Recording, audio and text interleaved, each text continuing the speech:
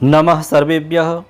10वीं कक्षा के विद्यार्थियों के लिए पुनः एक नई वीडियो के साथ में आज हम फिर से उपस्थित हैं। संधि का टॉपिक चल रहा है आपका। संधि के कई सारे वीडियो अपलोड हो चुके हैं अब तक हमारे चैनल पर। आप सुन रहे हैं लखन माली चैनल पर। मैं आप सबका दोस्त, आप सुन रहे हैं लखन लाल माली। हमारे यूट्यूब चैनल लखन माली में आपका फिर से हम स्वागत करते हैं बच्चों। आशा करते हैं आप जो भी मैटर आपको हम उपलब्ध करवा रहे हैं वो सारा का सारा आप देख रहे होंगे, अच्छे से आपको समझ में आ रहा होगा और आपको उससे कोई ना कोई लाभ अवश्य मिल रहा होगा।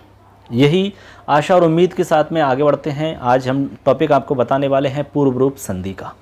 इसमें आपकी जो अच संधि हमने स्टार्ट की है, अच संधि का आज का हमारा ये सेकंड लास्ट टॉपिक रहेगा बच्चों। इसके बाद में एक संधि और रहेगी, इसके साथ ही आपका ये कंप्लीट हो जाएगा टॉपिक अच संधि वाला।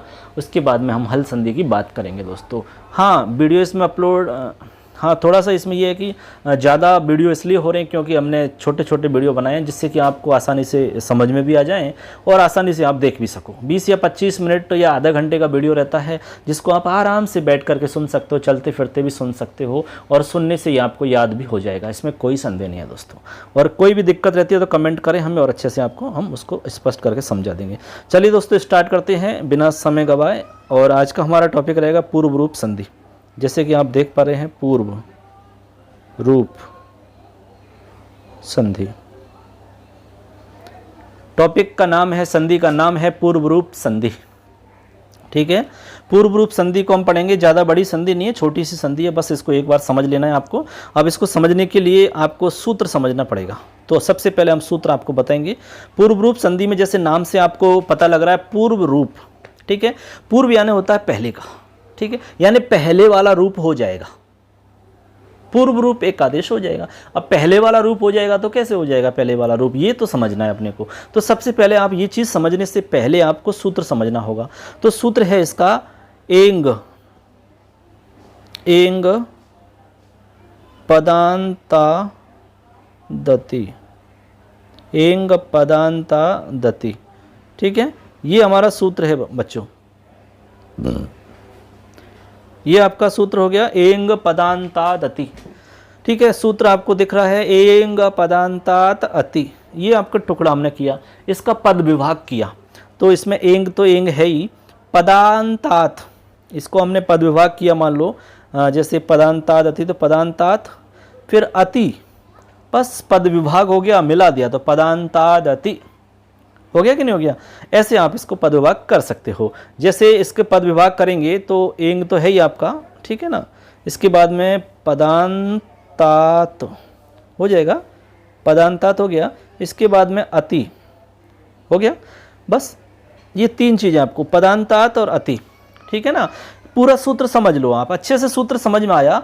हम ये चाहते हैं कि आपको रटना नहीं है, सूत्र को समझना है। समझने पर ज़्यादा आपका जोर होना चाहिए।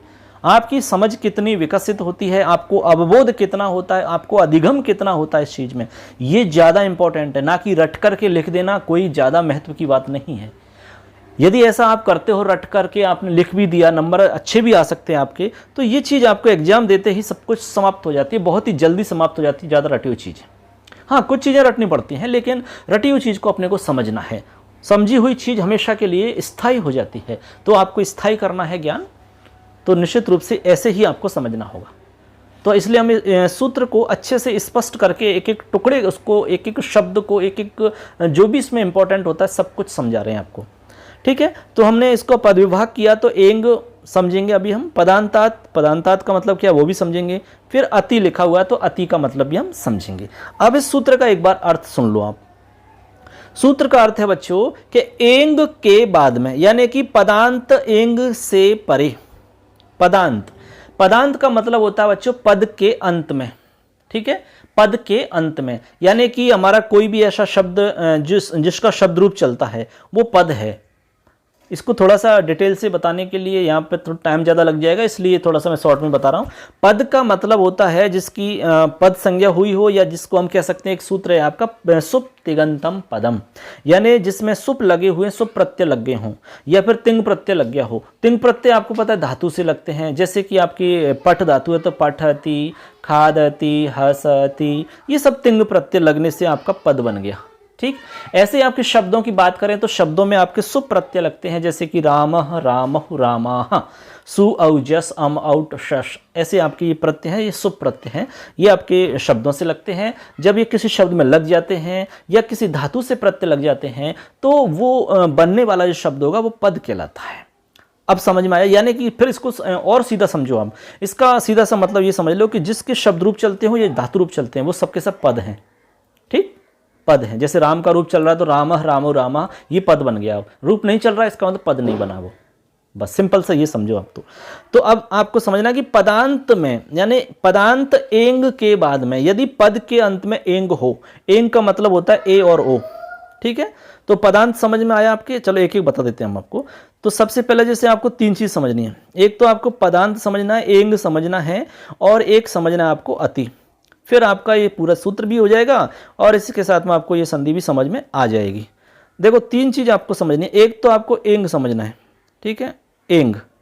उसके बाद में पदांतात, ठीक है, उसके बाद में अति। ये तीन चीज आप समझेंगे तो आपके सारा कुछ क्लियर हो जाएगा।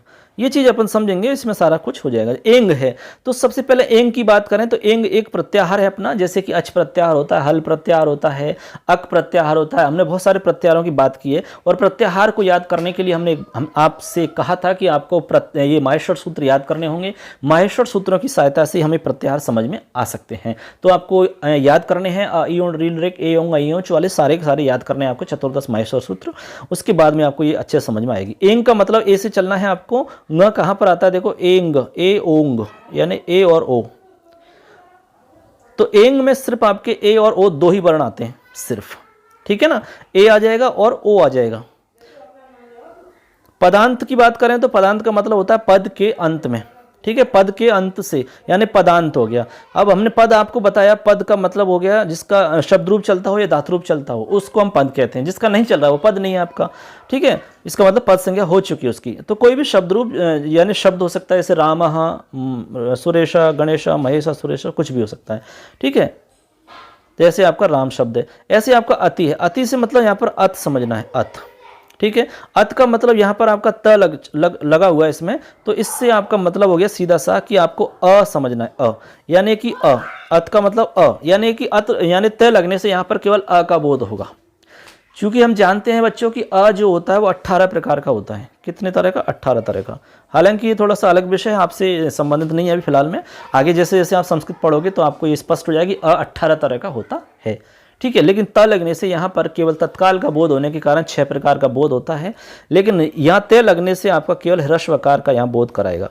तो यहाँ हमें सिर्फ ह्रस्वकार ध्यान रखना है, ठीक। तो आपको तीन चीज समझ में आई, एंग, पदांतात क्या होता है, अति क्या होता है। अब इस सूत्र का पूरे का अर्थ समझो आप। ये सारी चीज विश्लेषण करने के बाद में क्या अर्थ निकलता है वो समझिए आप। इसका मतलब होता है कि पदांत एंग के बाद में यदि पद के अंत में एंग है, ए या ओ, या फिर ऐसा समझो कि ए पद के अंत में ए या ओ के बाद में यदि अत आए, ये वाला, तो पूर्व रूप संधि हो जाती है, पूर्व रूप एकादेश हो जाता है, ठीक है। पूर्व रूप होने का मतलब है कि आपका जो अ दिख रहा है, अ, ये आपका अ, ये आपका एक विशेष चिन्ह में परिवर्तित हो जाएगा, यानी कि अवग्रह चिन्ह में बदल जाता है। ऐसे आपका जो एस का सा चिन्ह होता है ना, अंग्रेजी में जो एस वर्ण होता है आपका, उसी प्रकार एक चिन्ह बन जाता है जिसको हम अवग्रह भी कहते हैं, ठीक है। ये होता है आपका पूर्व रूप संधि होने के बाद में। जैसे आपकी पूर्व रूप संधि हो जाएगी तो आपका जो अ है, जैसे आपको हम बता देते हैं अभी, जैसे है मान लो कि ऐसा हम लिख सकते हैं, जैसे आपने लिख लो, आपने, ठीक है ना, आपने हो गया और इधर हो गया अस्मिन, ठीक है, ऐसे मान लो आप, आपने हो गया और इधर अस्मिन हो गया। हमने आपसे कहा कि पद के अंत में, तो ये आपका आपन शब्द एक पद है पूरा का पूरा, और इसमें आपको लास्ट में ए मिलना चाहिए या ओ मिलना चाहिए। तो ए मिल गया, आगे आपको अ मिलना चाहिए, तो अ भी मिल गया। अब इस स्थिति में पूर्व रूप संधि हो जाएगी, तो आपका जो अ दिख रहा है, ये अ आपका एक विशिष्ट चिन्ह में बदल जाएगा और ये आपका ऐसे दिखने लगेगा, अवग्रह, इसको कहते हैं अवग्रह चिन्ह। तो अवग्रह चिन्ह से ये आपको दिखेगा, तो यहाँ अ हट जाएगा और यहाँ पर एक अवग्रह चिन्ह बन जाएगा, और फिर हम इसको जब लिखेंगे तो आपका ऐसे लिखा जाएगा, ये ऐसे अवग्रह चिन्ह ऐसे अवग्रह चिन्ह ऐसे हो जाएगा, बस। तो आपणेस्मिन, आपणेस्मिन ऐसे बन जाएगा ये। समझ में आ रही है बात आपकी? इस तरीका से ये आपका बनता है, ठीक है। तो ऐसे करके आपको इसमें ये बात ध्यान रखनी है किस प्रकार से ये संधि होती है आपकी। तो हमने उदाहरण से बताया, और भी उदाहरण इसमें हम आपको बताएंगे, लेकिन आपको संधि समझ में आई कि नहीं आई ये आपको एक बात स्पष्ट समझनी है, ठीक है। तो पद के अंत में कहाँ देखोगे आप, ये समझ में आ गया, ये पद का अंत है आपका, ये पदांत है आपका आपण शब्द है, तो यहाँ आपको देखना है। इधर आगे आपको अ देखना है, ठीक है। जैसे आपको और भी उदाहरण हम बता देते हैं, जैसे मान लो यहाँ विद्यालय होता तो विद्यालय में भी आपका ये आ सकता था। तो ऐसे आपके कई उदाहरण बन सकते हैं। तो सिंपल आपका जो सूत्र है वो आपको समझ में आ गया होगा, ठीक है ना। तो ये आ गया एंग पदांता दति। तो एंग पदांता दति सूत्र आपको समझ में आ गया, और इसी के आधार पे आपकी संधि समझ में आ जाएगी। तो पद के अंत में एंग के बाद में तो आपको ऐसे समझ लो, इसकी दो कंडीशन बनेंगी बच्चों। आपको एकदम शॉर्ट और समझ तरीका बताते हैं आपको। जैसे कि एंग मतलब ए और दूसरा ओ, ये आपके दोनों मिला के एंग कहलाते हैं। एक इसके बाद में आ मिलेगा और यहाँ भी आपको अ मिलेगा। ये दो कंडीशन आपके बनेंगे। कितनी कंडीशन बनेंगी? दो। यानी कि पहली कंडीशन ऐसे बन सकती है और एक दूसरी कंडीशन ऐसे बन सकती है। दोनों ही कंडीशन के अंदर आपको क्या करना है? पूर्व रूप संधि करनी है। अब पूर्व रूप संधि जब करेंगे तो उसमें होगा क्या? पूर्व रूप हो जाएगा, ठीक है। तो आपका जो अ दिख रहा है ये वाला अ, ठीक है, इस अ के स्थान पर आपको ऐसे एस बना देना है बस, और एस बना के जो भी शब्द आपका होगा उसको आपस में मिला देना है, बस बन गया, ठीक है। यहाँ तक कोई दिक्कत नहीं है ना किसी को भी। अब कैसे है, एक उदाहरण और समझ लो आप, फिर किताब में जो उदाहरण है उनको समझ लेंगे हम, जिससे कि आपकी पूरी संधि कंप्लीट हो जाएगी। जैसे हमने कहा कि इस संसार के अंदर, तो इस संसार में, तो संसारे अस्मिन, तो हमने लिखा संसारे अस्मिन, संसारे अस्मिन, ठीक है। ये हमारा संसार शब्द है, इसमें आपको सप्तमी विभक्ति का एक रूप है संसारे अस्मिन। तो हमने ए मिल गया, हमने कहा ना अभी ए के बाद में अ मिलेगा ऐसे, तो ये कंडीशन मिल गई कि नहीं मिल गई? तो संसारे अस्मिन आगे अ मिल गया, ये कंडीशन हो गई। तो यहाँ हमने कहा कि जो अ दिख रहा है ना ये एस में बदल जाएगा। किस में बदल जाएगा? एस में। और फिर आपको मिला देना सिंपल उसको। अब देखो मिलाएंगे तो ऐसे बन जाएगा, देखो ऐसे बन जाएगा ये संसारे, ठीक है। यहाँ तक तो कोई प्रॉब्लम नहीं है, संसारे है। आगे आपका जो अ है ये ऐसे में बन जाएगा ऐसे, और जो भी आगे बचेगा उसको लिख देना ऐसे। तो हो गया संसारे, संसारेस्मिन, ठीक है, इस संसार में, ऐसे आपका रूप बनेगा, ठीक है दोस्तों। तो आशा करते हैं ये बात आपको समझ में आई होगी, सूत्र आपको अच्छे से समझ में आया होगा। अब हम आपको किताब में बताते हैं, किताब के अंदर अब हम आपको किताब में बताते हैं जो भी उदाहरण हैं, उन उदाहरणों को आपको समझाते हैं, जिससे कि आपकी कंप्लीट संधि हो जाएगी और अच्छे से आपको समझ में भी आ जाएगा। पुस्तक के अंदर जो जो उदाहरण हैं वो सारे इंपॉर्टेंट उदाहरण हैं, वो आपको समझ लेने हैं। हालांकि हमने सारी चीज़ें इसमें बता दी, क्लियर कर दी हैं, फिर भी आप चलिए दोस्तों हम पुस्तक में आ चुके हैं। पुस्तक के अंदर आप चलिए दोस्तों पुस्तक में पहुंच चुके हैं। पुस्तक में आप देख पा रहे हैं जैसे कि यहाँ लिखा हुआ है पूर्व पर्यवस्थाने, यहाँ पर आपका पूर्व रूप एकादेश हो जाएगा अकारस्य पूर्व रूप एकादेश शति, यानी अकार के स्थान पूर्व रूप एकादेश होने पर जो अ है वो आपका एक स्पष्ट प्रतिपत्ति एस इति अवग्रह चिन्ह प्रयोज्यते, यानी अ के स्थान पर आपका एस का सा चिन्ह ऐसे आपका प्रयोग होगा, ऐसा ऐसे एस वाला, ठीक है। ये इसमें बताया जा रहा है। अब इसके उदाहरण देखो तो आपको सारी बात क्लियर हो जाएगी, ठीक है ना। चलिए उदाहरण देख लेते हैं इसकी। देखिए उदाहरण है जैसे कि लिखा हुआ है ये अंते अपि, ठीक है, उदाहरण है अंते और इधर लिख रहा है अपि, ठीक। हमने आपसे कहा कि ए मिलेगा या ओ मिलेगा स्टार्टिंग में, उसके बाद में आपको अ मिलेगा, ह्रस्व अ, ठीक है। तो देखो अ मिल गया आपको, इधर आपको ए भी मिल गया, तो आपका जो अ दिख रहा है इस अ को हटा करके आपको एस का सा चिन्ह बना देना है ऐसा। तो अब देखो आप अंते पी बना हुआ है, देखो बन रहा है कि नहीं बन रहा, देखो ये अंते पी, तो ऐसे बन गया अंते पी बन गया, ऐसे अंते पी बन गया। बस ऐसे ही आपको बनाने हैं। और भी उदाहरण है इसमें, वो भी ऐसे बन रहे हैं आपके, देखिए ऐसे आपका तेअत्र है तो आपका तेअत्र बन जाएगा, ऐसे आपका हरे अव है तो हरे अव बन जाएगा, ऐसे आपका मे अंतिके है तो मे अंतिके बन जाएगा, दीर्घ अहनि है तो दीर्घ हनि बन जाएगा। ऐसे आपके कितने भी उदाहरण हो, आप कितने भी उदाहरण बना सकते हो, क्योंकि नियम एक ही रहता है। सूत्र समझाने का हमारा यही मकसद था कि सूत्र यदि समझ में आया तो आप हजारों लाखों कितने भी शब्द बना सकते हो, कितने भी शब्दों को समझ सकते हो। सारे शब्दों को रटना संभव नहीं है, ठीक है, लेकिन सूत्र यदि समझा तो आप कितने भी शब्द बनाइए, कितने भी शब्दों को आप समझ पाएंगे। इसलिए हमने सूत्र आपको इस विशेष समझाया था। तो एक तो हो गया आपका ए वाला उदाहरण। ऐसे आपका लास्ट में ओ मिलेगा, तो ओ वाला उदाहरण देखिए आप, विष्णु अत्र, हमने कहा कि विष्णु में ओ मिला, आगे अ मिला, तो फिर अ को करना क्या है, अवग्रह करना है, ऐसे सिंपल हुआ। ऐसे आपका सो अवदत है तो आपका अ के स्थान पर अवग्रह किया। ऐसे आपको राम ओ अहसत है, इसमें भी किया। ऐसे आपको को अपी है, ठीक है ना, जैसे को हो गया, आगे अपी हो गया, ठीक है। तो यहाँ पर आपको कुछ भी नहीं करना है, आपको इधर केवल आपको ए और ओ के बाद में अ देखना है। तो अ मिल गया, उस ए को हटा देना है, और अ को हटा करके आपको सिंपल क्या करना है, उसकी जगह आपको एस का सा चिन्ह बना देना है, ऐसा बस हो गया। कॉपी हो गया कि नहीं हो गया। देखो कितनी आसान संधि है, बहुत ही सिंपल संधि है दोस्तों। तो बस आशा करते हैं ये आपको बात समझ में आ गई होगी। एकदम सिंपल है, एकदम सरल है, अच्छे से आप समझ गए होंगे। अब इसमें कोई भी दिक्कत यदि रहती है, फिर भी आपको लगता है कि भाई इसमें ये चीज़ हमें समझ में नहीं आई, तो आप कमेंट करिए, हमें बताइए, तो आपको हम कंप्लीट वो बता देंगे सारा का सारा। तो अपने एग्ज़ाम की दृष्टि से जो भी हमने बताया वो कंप्लीट है, इससे बाहर आपको कुछ भी नहीं आने वाला है।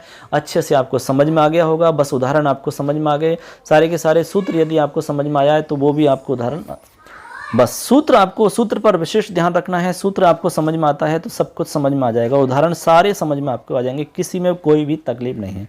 चलिए दोस्तों, फिर अगली संधि के साथ में पुनः आपसे फिर मुलाकात करेंगे। एक संधि और रहेगी, उसी के साथ में आपका कंप्लीट आपका यह संधि का टॉपिक पूरा हो जाएगा। तो मिलते हैं अगली संधि के साथ। यदि आप हमारे चैनल पर पहली बार आए हैं तो ज़रूर सब्सक्राइब करो और अपने दोस्तों को भी शेयर करो। थैंक्स, धन्यवाद दोस्तों।